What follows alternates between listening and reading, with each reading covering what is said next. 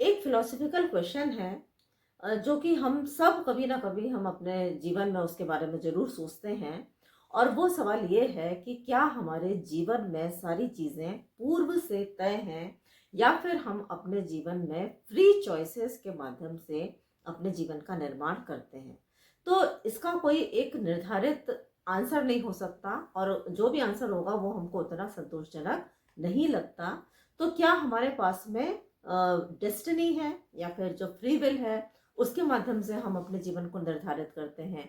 क्या कोई luck factor जैसी चीज है या फिर हम हार्ड वर्क करें? क्या भाग्य जैसा कुछ है या फिर जो पुरुषार्थ है, जो कर्म है, उनके हिसाब से जो हमारा जीवन है ये तय होता है?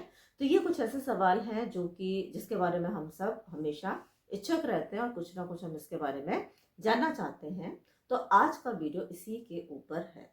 तो अगर हम थोड़ी देर के लिए ये माने कि हमारा जो जीवन है ये भाग्य के ऊपर चलता है, भाग्य ही हमारे जीवन का निर्माण करता है, तो हम सब आज अपने जीवन में जो इतने हैरान परेशान हैं, इतनी जो दौड़ धूप कर रहे हैं, भाग दौड़ रहे हैं, वो क्यों?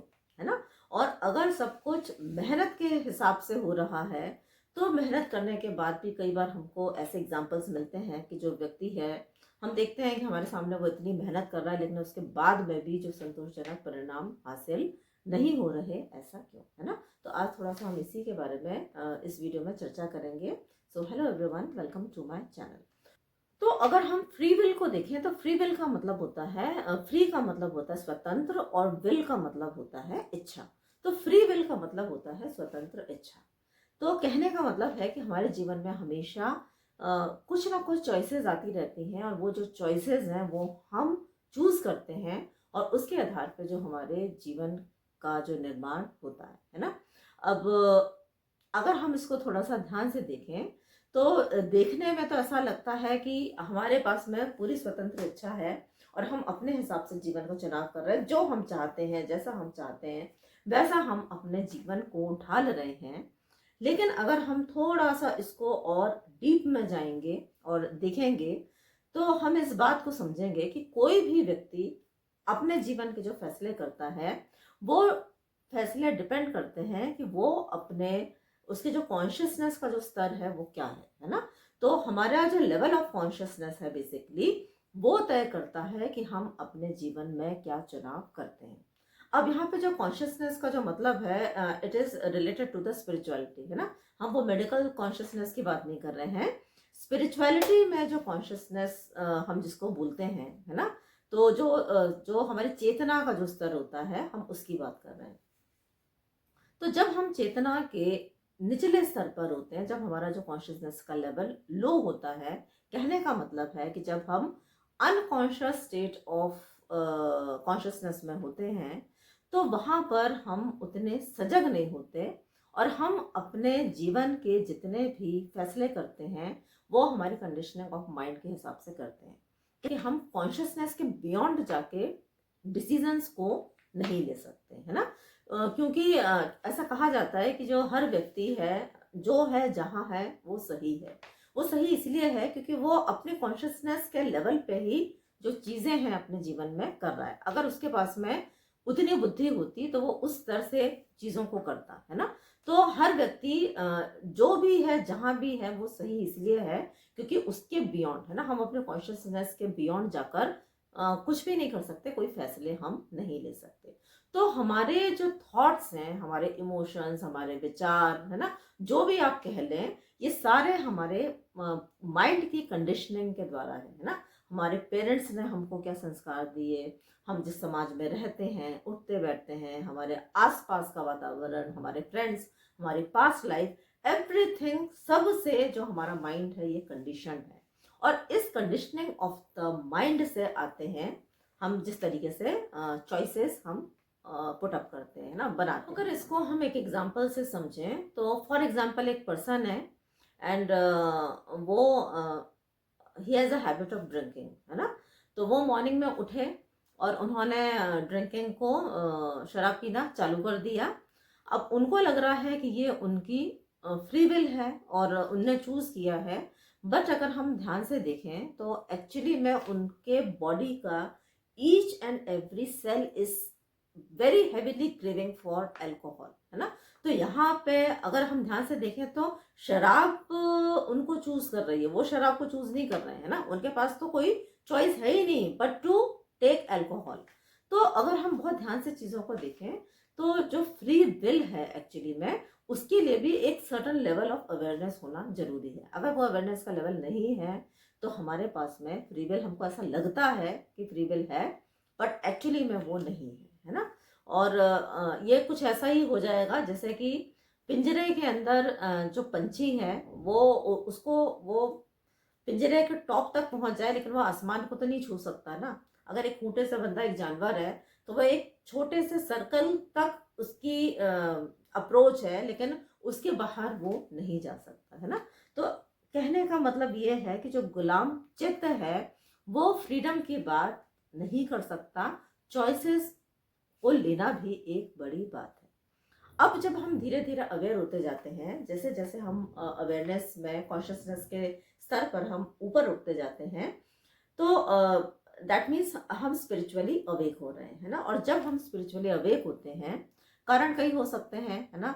आप एज के हिसाब से भी होता है, धीरे धीरे आपके अंदर जब आप अपने लाइफ में एक्सपीरियंसेस करते हैं तो धीरे धीरे अवेयरनेस का स्तर बढ़ता जाता है। हो सकता है आपने नियर वन या डियर वन को खोया हो, या कोई बहुत बड़ी बीमारी ने आपको एकदम से अवेक कर दिया हो, या कोई और भी आपके लाइफ के एक्सपीरियंसेस हो सकते हैं जिसमें कि आप एकदम सजग हो गए हों। तो जब हम धीरे धीरे करके जब हम अवेयरनेस के लेवल पर आते हैं, अब वहां पे जो हम डिसीजन लेते हैं तो वो जो डिसीजंस हैं हमारे वो बेहतर होते हैं, क्योंकि अब हम हमारे ईगो सेल्फ से थोड़ा सा अलग हो जाते हैं और हमको ये समझ में आता है कि हम एक्चुअली में जो भी अभी तक डिसीजंस लेते थे वो हमारे ईगो बेस्ड डिसीजंस होते थे, वो हमारे भी नहीं होते थे, है ना। वो हमारे अंदर एक तरीके से फीडर थे और वो हमारे सबकॉन्शियस के किन भागों से आ रहे थे वो भी हमको उसका कुछ अता पता नहीं है।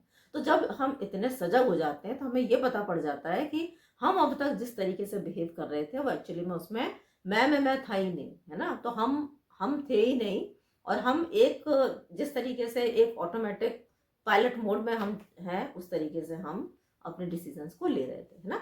तो व्हेन वी बिकम अवेयर तो अब हम हमारे पास में फ्रीडम टू चूज डेवलप हो जाता है, और अब हम हमारे जीवन के जो फैसले हैं ज्यादा अच्छी तरीके से अवेयरनेस से सजग तरीके से लेते हैं।